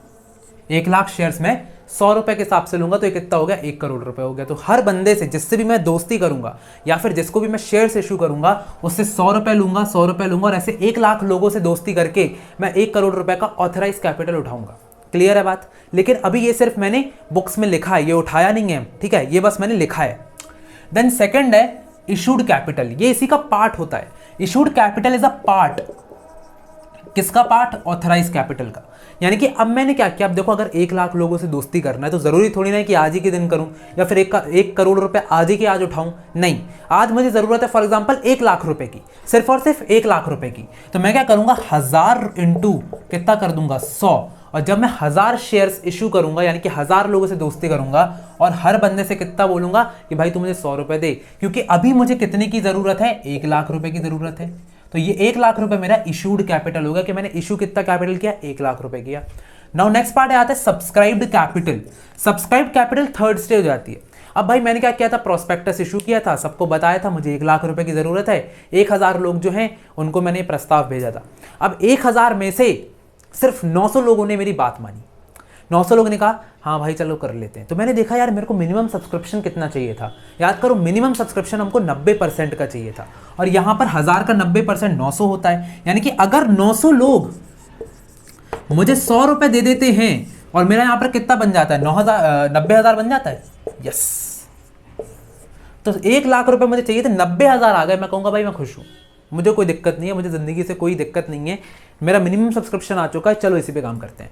हो सकता है कि यहाँ पर तुमको, अब देखो 3 कंडीशन है, या तो कम आ सकते हैं, या तो फिर 1000 इंटू 100 पूरे आ जाएं, या फिर हो सकता है कि तुमने 1000 लोग से दोस्ती करना था, यहां पर आ कितने गए, यहां पर 2000 लोग आ गए और उन्होंने बोला भाई हमको यहां पर आपसे दोस्ती करनी है, यानी कि बहुत अच्छी कंपनी हो तो 2000 लोग भी आ सकते हैं। तो इस केस में अब देखो क्या हो रहा है, यहां पर 90,000 बन रहा है, यहां पर तो 1 लाख ही बन रहा है, लेकिन यहां पर 2 लाख बन रहा है, 2 लाख बन रहा है। इस केस को मैं बोलता हूं ओवर सब्सक्रिप्शन, इसको मैं बोलूंगा अंडर सब्सक्रिप्शन, और इसको सिर्फ सब्सक्रिप्शन बोलूंगा। इसको बेसिकली ज्यादा कुछ बोला नहीं जाता, पर इसको मैं ओवर सब्सक्रिप्शन बोलता हूं। इसको बेसिकली फुली सब्सक्राइब्ड कहा जाता है, ऑल द शेयर्स वाल फुली सब्सक्राइब्ड, और फुल सब्सक्रिप्शन हमने उनको दे दिया। तो ये फुल सब्सक्रिप्शन है, क्योंकि जितने लोगों को बोला था उतने लोग आए, यहाँ पर कम लोग आए तो अंडर सब्सक्रिप्शन कम है, और यहाँ पर इसको हम क्या बोलेंगे, ओवर सब्सक्रिप्शन। तो यहाँ पर तीनों टर्म्स मैंने आपको पढ़ा दिए हैं, 3 टर्म्स आ सकते हैं। तो यहाँ पर हम लोग बेसिकली क्या करेंगे उसके हिसाब से कर देंगे। अगर यहाँ पर ज़्यादा आता है तो उसको एडजस्ट किया जाता है, या तो कुछ लोग से बोला जाता है नहीं भाई तुमसे दोस्ती नहीं करना, भगो इधर से, तो उनको भगा दिया जाता है, रिजेक्ट कर दिया जाता है उनको, ठीक है। तो यहाँ पर रिजेक्ट भी कर देते हैं दोस्तों को अगर कोई आता है तो, ठीक है। तो ये कंपनी पे डिपेंड करता है, और चाहो तो एडजस्ट भी कर लिया जाता है। अंडर सब्सक्रिप्शन में अगर 90,000 का कैपिटल आया है, 900 लोग ने हमसे दोस्ती करी है, यानी कि 900 शेयर्स हमने इशू करे हैं, तो हम 900 लोग जितने भी आए हैं हमारे पास एप्लीकेंट्स, जो लोग आए हैं उनको हम एप्लीकेंट्स बोलते हैं, क्योंकि वो हमारा एप्लीकेशन साइन करके भेज रहे हैं। हमने प्रोस्पेक्टस इशू किया था तो हमने उनको एप्लीकेशन भेजा होगा, तो जितने भी एप्लीकेंट्स हैं उनको हम बोलते हैं कि चल भाई 900 है, 900 को ही फुल दे। तो यहाँ पर भी फुल सब्सक्रिप्शन जा रहा है, यहाँ पर भी जा रहा है, लेकिन यहाँ पर या तो हम एडजस्ट करेंगे या तो भगा देंगे, कहेंगे भाई रिजेक्ट कर दिया तुमको। ये 3 केसेस होते हैं, ये मैं आपको प्रैक्टिकल वीडियो में ज़्यादा अच्छे से समझा पाऊंगा। देन सब्सक्राइब के अंदर भी 2 तरीके के कैपिटल आ जाते हैं, एक हो जाता है कॉल्ड अप कैपिटल, एक हो जाता है पेड अप कैपिटल। बहुत इंपॉर्टेंट है, इसको लेकर के बहुत दिक्कत आएगी जब आप रीइशू करोगे। तो रीइशू की जब जनरल एंट्रीज करोगे वहां पर बहुत दिक्कत जाती है, तो प्लीज इसको अच्छे से समझना। जो कॉल्ड अप कैपिटल होता है उसका मतलब क्या होता है, तो यहाँ पर नंबर ऑफ शेयर्स उतने ही रहते हैं। Number of shares for example आपके पास 1 लाख ही आ गए थे, यानी कि सॉरी आपने 1000 शेयर्स इशू करे थे 100 रुपए के लिए, और 1 लाख रुपए आया था। हो सकता है कभी कभी कंपनी क्या बोले कि भाई 100 रुपए तो है, लेकिन अभी तुम मुझे सिर्फ 50 रुपए दे दो। ये अच्छी कंपनी होती है, और ये ऐसा क्यों कर रही है वो भी मैं बताऊंगा, क्योंकि कंपनी का हमेशा हिडन मोटिव होता है, हमेशा दिमाग लगा करके सोचती है। तो यहाँ पर वो क्या बोलेगी, अच्छा 100 रुपए है लेकिन अभी तुम मुझे सिर्फ 50 रुपए दे दो। तो यहाँ पर 50 × 100 कितना हो गया, 50,000 हो गया। तो तुम्हारा कॉल्ड अप कैपिटल कितना हो गया, 50,000। कंपनी ने 100 रुपए के शेयर इशू करे, लेकिन अभी उसने सिर्फ और सिर्फ 50 रुपए मंगवाए हैं 1000 शेयर के लिए, अभी मंगवाए हैं, यानी कि 50 रुपए वो बाद में मंगवाएगी। लेकिन कब मंगवाएगी वो डिपेंड करता है, वो मैं बताऊंगा, इसको अच्छे से याद रखना, वो मैं बताने वाला हूं कि कब वो 50 रुपए वापस मंगाएगी जरूर, ऐसे छोड़ेगी नहीं वो। पेड अप कैपिटल, भाई मंगवाया था कितना, 50 रुपए। तुम क्या अच्छे इंसान हो, नहीं। अब लोग क्या करते, शेयर होल्डर से बोलती है कंपनी कि भाई 100 रुपए तो चल तू 50 रुपए दे दे, 50 रुपए बाद में देना। तो भाई बात आ जाती है कि पेड अप कैपिटल का मतलब क्या हो जाता है। तो पेड अप कैपिटल यानी कि सब्सक्राइबर जो कि जिसने तुम्हारा सब्सक्रिप्शन लिया, जो तुम्हारे शेयर होल्डर्स हैं, जो तुम्हारे एप्लीकेंट्स हैं, उनने क्या तुमको 50 में से पूरे 50 दिए कि कम दिए। तो अगर पूरे 50 रुपए दे देते हैं, यानी कि यहाँ पर 1000 शेयर्स थे और इसमें इनने पूरे के पूरे तुमको 50 रुपए तुमने मंगवाए थे, उतने पूरे 50 रुपए दे दिए, तो तुम्हारा सब्सक्राइब्ड एंड फुली पेड कितना हो जाएगा, 50,000। कोई दिक्कत नहीं है। लेकिन अगर उन्होंने 50 में से समझ लो 30 रुपए दिए, तो यहां पर मैं क्या बोलूंगा, subscribed and not fully paid. तो यहां पर फुली पेड नहीं हुआ है। तो यहां पर बेसिकली उन्होंने क्या कर दिया है, यहां पर एक टर्म आएगा जिसको हम बोलते हैं कॉल इन अरियर्स। थोड़ी देर में मैं समझाने वाला हूं, सब कुछ इंटरलिंक्ड है। तो यहाँ पर उन्होंने क्या किया, तुमको 1000 में से कितना दिया पैसा, सिर्फ और सिर्फ अगर 30 रुपए दिया, तो तुम्हारा यहाँ पर जो है subscribed and not fully paid कितना हो गया, 30,000 हो गया। तो यहाँ पर डिपेंड करता है कि कितना पैसा आ रहा है, कितना पैसा नहीं आ रहा है। तो यहाँ पर हमने देखा कि 2 तरीके के केसेस होते हैं। अब हम जल्दी समझते हैं कि call in arrears, call in advance, forfeiture, री इशू क्या होता है। बहुत ही ईजी है, जल्दी समझते हैं। कंपनी ने तुमसे 100 रुपये मंगवाए थे, फिर से हाँ, कंपनी ने तुमसे 100 रुपये मंगवाए थे। उसने बोला तुम मुझे 4 बार में पैसा दे देना। फॉर एग्जाम्पल पहले 25 रुपये देना, फिर 25 रुपये देना, फिर तीसरी इंस्टॉलमेंट में 25 रुपये देना, फिर चौथी इंस्टॉलमेंट में 25 रुपये देना। तो तुमने कहा ठीक है भाई, हर बार 25 रुपये देना। जैसे कि हम लोग मोबाइल फ़ोन खरीदने जाते हैं तो कहते हैं कि इंस्टॉलमेंट्स में कर दो भाई, इकट्ठा पैसा पे नहीं करेंगे। तो यहाँ पर क्या बोला उसने भी ऐसे ही बोला, इंस्टॉलमेंट्स में पैसा पे करो। तो तुमने 25 रुपये पहली बार के पे कर दिए, दूसरी बार के भी 25 रुपये पे कर दिए, तीसरी बार के भी करे, लेकिन चौथी बार के नहीं किए। उसी की बात मैं यहाँ पे कर रहा था। चौथी बार के 25 रुपये तुमने पे नहीं करे, उसको मैं क्या बोलता हूँ, कॉल इन अरियर्स बोलता हूँ। ठीक है। तो अगर तुम कॉल इन अरियर्स में आ जाते हो तो यहाँ पर तुमको जो इंटरेस्ट रेट है वो कितना देना पड़ेगा, जो इंटरेस्ट रेट हो जाएगा वो तुम्हारा 10% हो जाएगा, यहाँ पर तुमको देना पड़ेगा। और ये कौन डिसाइड करता है, ये टेबल F डिसाइड करती है। जो कि कंपनीज एक्ट के अंदर आती है। अभी हमने शुरुआत में भी इसका नाम सुना था, ये कंपनीज एक्ट के अंदर आती है। तो यहाँ पर इंटरेस्ट 10% देना पड़ता है, तो प्लीज़ इसको याद रखें, यहाँ आता है। लेकिन इंटरेस्ट रेट हमको नहीं देना है, ये हमारे सिलेबस में नहीं है।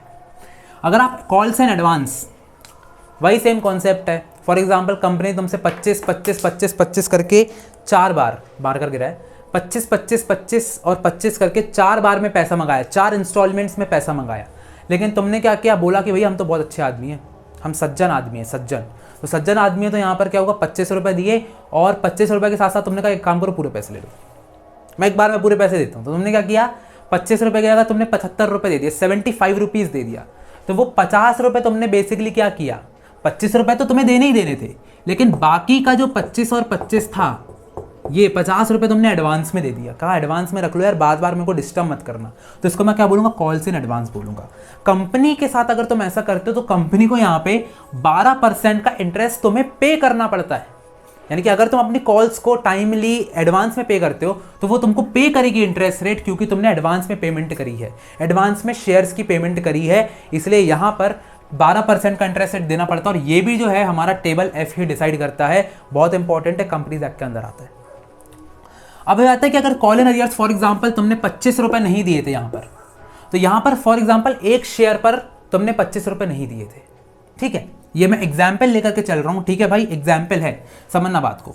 एक शेयर था, उस पर तुमने 25 रुपये नहीं दिए, तो यहाँ पर अगर तुमने 25 रुपये नहीं दिए तो तुम क्या होगा, डिफॉल्टर हो गए। यानी कि तुमने कॉल इन अरियर्स बार बार किया, कंपनी तुमसे मांगा भी, तुमने क्या किया, यहाँ पर तुमने डिफॉल्ट कर दिया, तुम पैसे ही नहीं दे रहे हो कंपनी को। कंपनी ने कहा यार ये पैसे नहीं दे रहा है, तो कंपनी क्या करेगी, तुम्हारे पूरे के पूरे पैसे जितने भी तुमने दिए थे, फॉर एग्जांपल तुमने पहले 25 दिए थे, पहली इंस्टॉलमेंट के 25 भी दे दिए थे, सेकंड के भी दे दिए थे, थर्ड के भी दे दिए थे, बस लास्ट के नहीं दिए थे। अब कंपनी को पता है कि लास्ट के 25 रुपये तुम उसको नहीं देने वाले, तो वो क्या करेगी, तुम्हारी जो 3 25 वाले हैं 75 रुपये, ये जब्त कर लेगी, जब्ती कर लेगी, और तुम्हारे शेयर्स कैंसिल कर देगी। यानी कि तुम जो कि शेयर होल्डर थे कंपनी के, तुमको भगा देगी, कहेगी भाई नहीं है अब तुम शेयर होल्डर। यानी कि तुम्हारे जो शेयर जो कि उसने तुमसे पैसा लिया था वो तो जब्त कर लेगी, तुमको भगा भी देगी। अब भाई तुम क्या करोगे, तुम्हारी लाइफ में कोई बचा ही नहीं है, अब तो तुम गए, तो तुम चले गए भाई, कंपनी को कोई मतलब नहीं, वो तो सेपरेट लीगल एंटिटी है, अब तुम तो गए। अब वो क्या करेगी, इसको हम क्या बोलते हैं, इस प्रोसेस को हम फोरफीचर बोलते हैं। फोरफीचर का मतलब क्या होता है कि आप किसी भी बंदे के शेयर्स कैंसिल कर देते हो। इसको आप एक तरीके से और बोल सकते हो कि जो शेयर्स होते हैं जो पहले से इशू हो चुके हैं वो कैंसिल हो चुके हैं, और अब हम लोग नेक्स्ट स्टेप करेंगे जिसका नाम है री इशू। यानी कि जो शेयर, जो कि एक शेयर जिस पे मुझे पैसा नहीं मिला था, उस पर मैंने जितना पैसा मिला था वो तो जब्त कर लिया, जो नहीं मिला था उसको मुझे यहाँ पर, भाई ऑफकोर्स ही बात है, उसको तो मेरे को पूरा अच्छे से बेचना है, तो क्योंकि शेयर्स मैंने जब्त कर लिया, वो शेयर मैं वापस री इशू करूंगा। अब देखो री इशू में क्या हो जाता है, एक मैक्सिमम डिस्काउंट वाला कॉन्सेप्ट हो जाता है। री इशू में मैक्सिमम डिस्काउंट का मतलब क्या हो जाता है कि फॉर एग्जांपल मेरा एक ये शेयर था, ठीक है, इस शेयर की वैल्यू कितनी थी, 100 रुपये थी, 100 रुपये में से मेरे को 25 रुपये नहीं मिले थे, 75 रुपये तो मैंने जब्त कर लिए, 100 रुपये में से 25 रुपये नहीं मिले थे। अब मैंने इसको जब री इशू किया, तो री इशू जब करूंगा तो देखो सिंपल सी बात है, री इशू करने पे इतना थोड़ा सस्ता जाता है, क्योंकि पहली बार में बेचो तो बात बनती है, अब दूसरी बार में बेच रहे हैं रखा रखाया शेयर, तो थोड़ा सा वैल्यू कम जाती है। तो यहाँ पर मुझे इसको बेचने के लिए डिस्काउंट करके बेचना पड़ेगा। क्या करके बेचना पड़ेगा, डिस्काउंट करके। तो यहाँ पर मैं कितना डिस्काउंट दे सकता हूँ, मैं उतना ही मैक्सिमम डिस्काउंट दे सकता हूँ जितनी की मेरी कॉल इन अरियर्स थी। फॉर एग्जाम्पल यहाँ पर 25 रुपये मुझे नहीं मिले थे, तो 25 रुपये मेरा मैक्सिमम डिस्काउंट होगा। अगर तुमको ये बात समझ में आ गई तो अच्छी बात है, नहीं आई तो मुझे तुमको जब मैं प्रैक्टिकली री इशू कराऊंगा तो मैं ये चीज़ तुम्हें दिखाऊंगा कि मैक्सिमम डिस्काउंट हम कितना दे सकते हैं। ठीक है, अभी के लिए तुमको बिल्कुल नॉर्मली थ्योरी की तरह इसको समझ लेना है।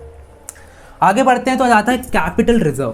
कैपिटल रिजर्व का मतलब हो जाता है कि जब मैं, अब देखो री इशू करूँगा तो री इशू करने पर हो सकता है कि मुझे कुछ प्रॉफिट हो जाए, क्योंकि मैंने इसका 75 रुपये तो जब्त कर ही लिया था वैसे भी, तो हो सकता है कि जब मैं री इशू करूँ तो मुझे कुछ ना कुछ वहाँ पर प्रॉफिट हो जाए, डिस्काउंट देने के बावजूद भी प्रॉफिट हो जाए, तो यहाँ पर मैं उस प्रॉफिट को ट्रांसफर कर दूंगा कैपिटल रिजर्व में। बिल्कुल सिंपल है, ठीक है, तो कैपिटल रिजर्व है। इसको हम कभी भी डिविडेंड के फॉर्म में नहीं बांटते, भले ही हमारा प्रॉफिट है, but we will not going to divide it as profit. ये हमारा कैपिटल रिजर्व अलग है, इससे हम दूसरे काम करते हैं, वो क्या काम है वो बाद में बताऊंगा, ठीक है, अभी बस इतना समझो। तो आखिरी हमारा जो पॉइंट आता है दैट इज रिजर्व कैपिटल। अब रिजर्व कैपिटल क्या हो जाता है, रिजर्व कैपिटल का सिंपल मतलब होता है कि एक पार्ट होता है सब्सक्राइब्ड कैपिटल का। सब्सक्राइब कैपिटल का मतलब क्या हो जाता है, अभी मैंने यहाँ पर समझाया था, और यहाँ पर मैंने तुमको एक कॉल्ड अप वाला चीज़ समझाया था। और मैंने बोला था कि अगर कंपनी 100 रुपये मांग रही है और 100 रुपये की जगह तुमसे सब क्या बोला कि भाई अभी 50 रुपये दे दे, 50 रुपये बाद में देना, वो 50 रुपये एक्चुअली रिजर्व कैपिटल का होता है।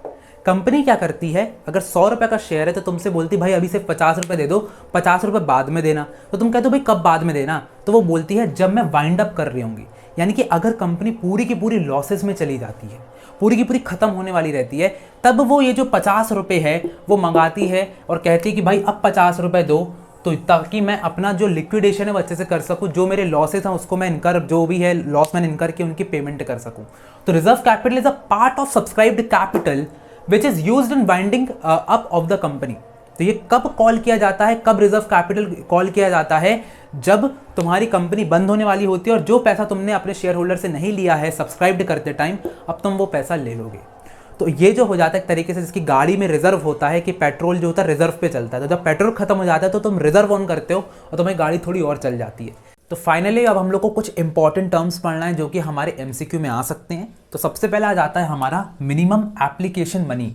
अब मिनिमम एप्लीकेशन मनी का मतलब हो जाता है कि जब भी कोई कंपनी जो है एप्लीकेशन मनी को रिसीव करती है तो उसको जो भी फेस वैल्यू होती है, फेस वैल्यू का 5% यहाँ पर लेना ही लेना है, यानी कि इसको रिसीव ही करना है। ये मिनिमम एप्लीकेशन मनी रखना ही रखना है, ऐसा नहीं है कि इससे कम रख दिया, इससे कम रखेगी तो दिक्कत हो जाएगी। क्योंकि यहाँ पर इसको कौन गवर्न कर रहा है, कंपनीज एक्ट 2013 इसको गवर्न कर रही है। तो फॉर एग्जाम्पल यहाँ पर अगर 100 रुपये का शेयर है तो अगर 100 रुपये का उसका फेस वैल्यू है तो 5% यानी कि 5 रुपये तो आपको मिनिमम एप्लीकेशन पे लेना पड़ेगा। बहुत ही सिंपल है। सेबी क्या बोलती है, लेकिन सेबी थोड़ा सा अलग बोलती है। सेबी बोलती है अगर आप इशू कर रहे हो, अब आप इशू प्रीमियम पे भी कर सकते हो। तो फॉर एग्जांपल अगर आपने इशू करा है प्रीमियम पर या फिर कुछ भी चीज़ पे आपका इशू प्राइस कुछ भी है, तो इशू प्राइस का आपको 25% करना है। तो इसका 25% निकाल लो, वो आ जाएगा आपका जो भी आएगा। तो इसका 25% आपको मिनिमम रखना पड़ेगा, ठीक है। तो 25 से थोड़ा सा ज़्यादा आएगा, बस इतना आपको रखना पड़ेगा। सेकंड रहता है कॉल्स। तो जो भी कॉल्स हम लोग करते हैं, यानी कि फर्स्ट कॉल, सेकंड कॉल, तो वहां पर जो अमाउंट ऑफ कॉल्स है should not be more than 25% of इस शेयर वैल्यू, यानी कि 25% से ज़्यादा नहीं होना चाहिए। यहाँ पर एक तरीके से यही बोला गया है कि आप ज़्यादा पैसा पहले ले लो, कम छोड़ो। क्योंकि बहुत सारे लोग क्या करते हैं, डिफॉल्ट कहाँ पे करते हैं, कॉल्स पे करते हैं। यानी कि कॉल्स इन अरियर सबसे ज़्यादा फर्स्ट कॉल, सेकंड कॉल पर होता है कि शुरुआत में तो पैसा दे दिया, फिर आखिरी का पैसा नहीं देते। इसलिए यहाँ पर इन्होंने क्या बोला है कि 25% बस छोड़ो, बाकी सब पहले ही ले लो, ठीक है। तो नॉट मोर देन 25% होना चाहिए। ये सब हमारे कंपनीज एक्ट ने बोला है, तो यहाँ पर हमको फॉलो करना पड़ता है। इसके बाद हमारा आ जाता है सिक्योरिटी प्रीमियम रिजर्व। ये सब हम लोग जानते हैं। सिक्योरिटी प्रीमियम रिजर्व क्या होता है, बेसिकली जब भी अगर कंपनी जो है वो 100 रुपए की चीज़, 100 रुपए का जो शेयर है उसको 105 रुपए में बेच रही है, या फिर कभी भी जो उसकी फेस वैल्यू है, बेस वैल्यू है, उससे ज़्यादा का बेच रही है, तो मैं बोलूँगा कि भाई यहाँ पर उसने जो एक्स्ट्रा पैसा है, जैसे कि यहाँ पर 100 का शेयर 105 में बेचा, तो जो 5 रुपये है वो उसका प्रीमियम है, ठीक है। थोड़ा सा हल्ला आ रहा होगा, इग्नोर करना।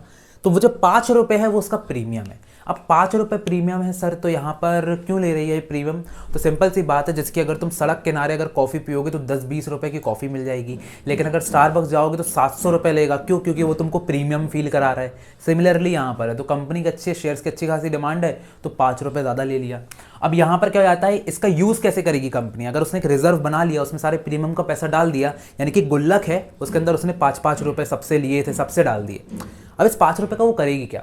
इस 5 रुपये का सबसे पहली बात तो वो फुली पेड बोनस शेयर्स, अगर उसको कभी भी बोनस शेयर्स देना होगा इक्विटी शेयर होल्डर्स को, यानी कि जो इक्विटी शेयर होल्डर होते हैं कभी कभी उनको बोनस शेयर दिए जाते हैं, तो उस पर वो फुली पेड यानी कि पूरे के पूरे पैसे यहाँ पर पे करके यहाँ पर उनको बोनस शेयर इशू कर सकती है। Writing of preliminary expenses. Preliminary expenses का मतलब होता है कि जब भी कंपनी स्टार्ट होती है तो कंपनी स्टार्ट होने के पहले जो हमारे खर्चे आते हैं, जो कि हमने पढ़े भी थे, उसको इससे हम राइट ऑफ कर सकते हैं, यानी कि खत्म कर सकते हैं, उनकी पेमेंट कर सकते हैं।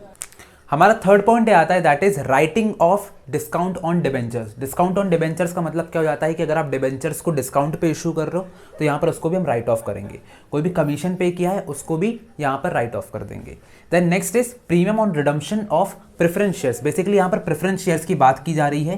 तो प्रेफरेंस शेयर्स जिनके बारे में अभी हमने पढ़ा, तो अगर हम अपने प्रेफरेंस शेयर्स वापस ले लेते हैं लोगों से, तो वहाँ पर हमको कुछ प्रीमियम पे करना पड़ता है, यानी कि हम थोड़ा सा एक्स्ट्रा पैसा पे करते हैं। तो अगर एक्स्ट्रा पैसा पे कर रहे हैं यहाँ पर, तो जो प्रेफरेंस शेयर्स है उसको भी हम यहाँ पर जो है इस प्रीमियम से पे करेंगे। Lastly purchasing own shares. अगर हमको अपने इक्विटी शेयर्स वापस परचेज करना है, यानी कि बायबैक करना है, तो यहाँ पर हम उसका भी यूज़ कर सकते हैं। अब यहाँ पर एक और इंपॉर्टेंट बात है, that is SPR is included in allotment. तो अगर आपको कोई भी इन्फॉर्मेशन गिवन नहीं है तो आप सिक्योरिटी प्रीमियम रिजर्व को हमेशा अलॉटमेंट वाली जो इंस्टॉलमेंट है उस पर ऐड अप करोगे, ठीक है, यहाँ पर आ जाता है। अब फाइनली हमारा जो लास्ट टॉपिक है वो यहाँ पर आ जाता है, दैट इज इंपॉर्टेंट टर्म्स में कि shares are not issued at discount.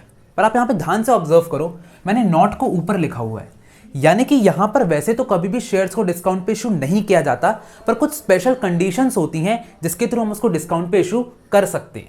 तो जो सेक्शन हमारा सेक्शन 54 है वो क्या बोलता है कि यहां पर आप शेयर्स को, सबसे पहले बात तो जर्नल पब्लिक के लिए आप कभी भी डिस्काउंट पे इशू नहीं कर सकते। अगर मैं जर्नल पब्लिक को शेयर्स दे रहा हूं तो कभी भी डिस्काउंट पे इशू नहीं होगा, ये बात अच्छे से याद रखना। लेकिन अगर मैं अपने एम्प्लॉइज को शेयर्स देता हूं तो मैं यहां पर उसको इशू कर सकता हूं डिस्काउंट पर। इसी को हम बोलते हैं स्वेट इक्विटी।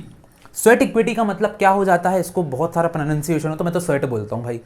तो स्वेट इक्विटी का मतलब हो जाता है कि जो लोग खून पसीने की, स्वेट को हिंदी में पसीना बोलते हैं, तो जो लोग खून पसीने से आपके यहाँ पर काम कर रहे हैं, यानी कि आपके एम्प्लॉइज, उनको आप यहाँ पर पैसा देते हो। तो यहाँ पर स्वेट इक्विटी के अंदर ही एम्प्लॉय स्टॉक ऑप्शन प्लान आता है। स्वेट इक्विटी एक बहुत बड़ी चीज़ है एक्चुअली। स्वेट इक्विटी के अंदर एक्चुअली क्या हो जाता है कि आप जो पेमेंट है वो कंसिडरेशन अदर देन कैश में भी कर सकते हो, जो कि हमने पढ़ा भी था शेयर्स के टाइम पर। अगर आपको नहीं याद आ रहा है तो मैं आपको जब पढ़ाऊंगा तो समझाऊंगा कि अदर देन कैश क्या होता है। अभी आपको बस इतना समझना है कि स्वेट इक्विटी के अंदर एक वाइडर टर्म है, इसके अंदर एम्प्लॉय स्टॉक ऑप्शन प्लान आता है, यानी कि आप एम्प्लॉयज को यहाँ पर क्या करते हो, शेयर्स दे देते हो अपनी कंपनी के। पर सर एम्प्लॉयज को क्यों दे रहे हैं? देखो, जो लोग बहुत खून पसीने से काम करते हैं, जो लोग 70 साल से कंपनी में हैं, तो आप क्या करते हो, उनको एज अ रिटर्न गिफ्ट दे देते हो कि भाई ये लो, थोड़ा सा हमारा शेयर्स ले लो। तो शेयर्स ले लोगे तो यहाँ पर क्या हो जाएगा, उनको अच्छा लगेगा और साथ ही साथ वो और अच्छे से काम करेंगे, क्योंकि अब वो ओनर्स बन चुके हैं कंपनी के, इक्विटी शेयर होल्डर्स बन चुके हैं, तो अच्छे से काम करते हैं, ठीक है। तो उनको हम डिस्काउंट में शेयर्स दे देते हैं। अब यहाँ पर बहुत सारे छोटे छोटे से टॉपिक्स आ जाते हैं, छोटी छोटी सी टर्म्स आ जाती है, जल्दी समझाता हूँ। सबसे पहले आता है ग्रांट। तो यहाँ पर बेसिकली आप क्या करते हो, जाते हो अपने एम्प्लॉयज़ के पास और उनको ऑप्शन देते हो कि क्या आपको मेरे जो स्टॉक्स हैं या फिर जो हमारे शेयर्स है वो चाहिए। जैसे कि तुम मेरे एम्प्लॉय हो, मैं तुम्हारे पास आया, मैंने कहा भाई चाहिए, तुम्हारे पास ऑप्शन है, ज़बरदस्ती नहीं कर रहे, ज़बरदस्ती नहीं है तुम्हारे ऊपर। तो यहाँ पर अगर तुमने बोल दिया यस तो फिर आगे बढ़ते हैं। तो ग्रांट डेट के अंदर क्या हो जाता है, यहाँ पर तुम जो हो यहाँ पर एक्सेप्ट कर लेते हो इस ऑप्शन को कि हाँ भाई मुझे चाहिए तुम्हारे शेयर्स। देन नेक्स्ट हो जाता है वेस्टिंग। वेस्टिंग के थ्रू क्या हो जाता है, एक तरीके की प्रोसेस होती है जिसके थ्रू मैं तुमको ये राइट देता हूं कि अब तुम जो हो मेरे शेयर्स को परचेज कर सकते हो। तो इसको प्रोसेस को वेस्टिंग बोलते हैं। देन वेस्टिंग डेट क्या हो जाता है, यहाँ पर आपको आराम से जो है पूरे के पूरे राइट मिल जाते हैं, यहाँ पर पूरी की पूरी टर्म्स एंड कंडीशंस बताई जाती हैं और आप यहाँ पर सब कुछ एक्सेप्ट कर लेते हो, ठीक है। Then exercise. एक्सरसाइज का मतलब हो जाता है कि आप एज अ एप्लीकेंट मुझे एक एप्लीकेशन लिख करके दोगे और एप्लीकेशन मनी यहाँ पे डिपॉजिट करोगे। तो एप्लीकेशन सबसे पहले आप लिख के दोगे कि आपको कितने शेयर चाहिए या फिर क्या कैसा हो रहा है, डॉक्यूमेंटेशन यहाँ पे हो रहा है। और एक्सरसाइज प्राइस का मतलब है कि यहाँ पर आप जो पैसा पे कर दोगे मुझे। वैल्यू ऑफ ऑप्शन का मतलब है कि जितना भी मार्केट प्राइस होगा शेयर का उसको मैं डिडक्ट कर दूंगा और आपको जितने पे इशू करूंगा, तो market price minus issue price. तो गाइस इसी के साथ आज के जितने भी टॉपिक्स हैं हमने पूरी की पूरी थ्योरी जो है यहाँ पर कंप्लीट कर ली है। तो अगर आपको कोई भी दिक्कत हो तो आप मुझे कमेंट सेक्शन में पूछ सकते हो या फिर हमारे टेलीग्राम ग्रुप पर अपना जो डाउट है वो पोस्ट कर सकते हो। इसके साथ अगर वीडियो पसंद आई हो तो लाइक करो, सब्सक्राइब करो, कमेंट करो और ज़्यादा से ज़्यादा शेयर करो। मिलते हैं अगली वीडियो में, तब तक के लिए ऑल द बेस्ट।